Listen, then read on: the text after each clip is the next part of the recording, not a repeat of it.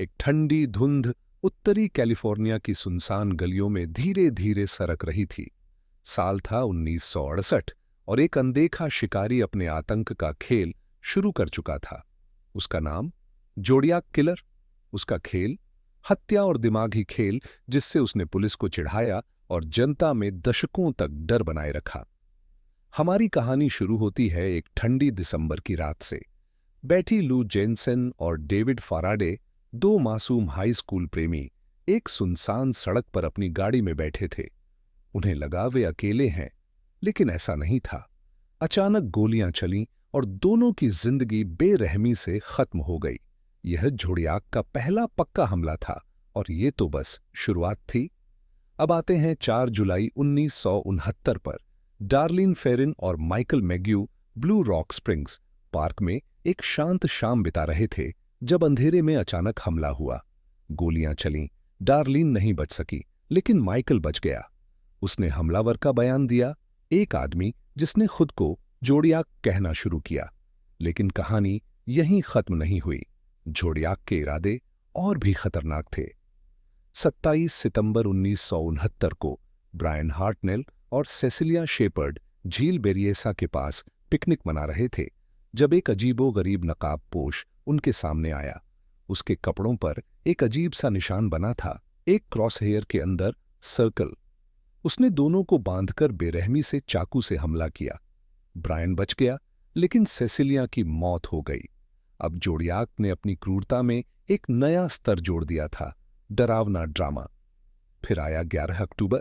San Francisco में एक taxi driver Paul Stine ने अपने आखिरी यात्री को बिठाया, जो जोडियाक निकला। उसने ठंडे दिमाग से उसे गोली मार दी और जाते जाते एक ऐसा सबूत छोड़ गया जिसने पुलिस को झकझोर दिया। पॉल स्टाइन की खून से सनी शर्ट का एक टुकड़ा जो जोडियाक ने खुद पुलिस को भेजा। उसके साथ एक चिट्ठी थी जिसकी पहली पंक्ति थी, दिस इज द जोडियाक स्पीकिंग। और चिट्ठियां आती रहीं। 1969 से 1974 के बीच जोडियाक ने कम से कम 18 खत भेजे। उनमें से कुछ में कोडेड संदेश थे जो पुलिस के लिए एक पहेली थे। इनमें से एक कोड एक कपल ने डिकोड किया, जिससे उसकी असली मानसिकता सामने आई।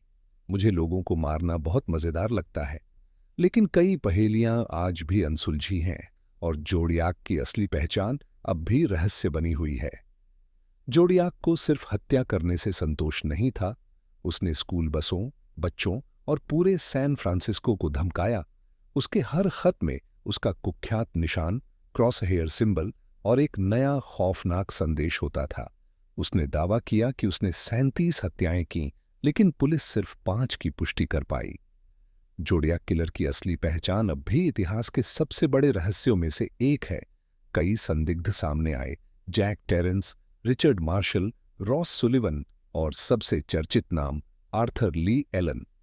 एलन पर कई शक थे, लेकिन पक्के सबूत कभी नहीं मिले।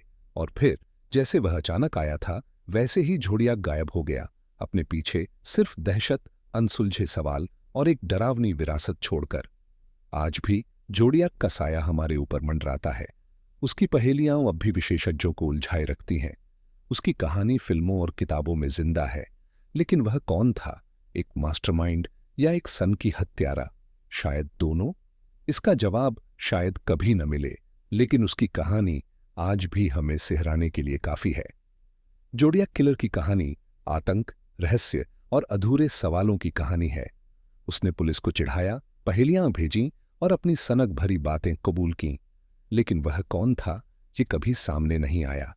वह अंधेरे में गुम हो गया, बस अपने पीछे डर और एक ऐसा रहस्य छोड़ गया जिसे शायद कभी कोई हल नहीं कर पाएगा।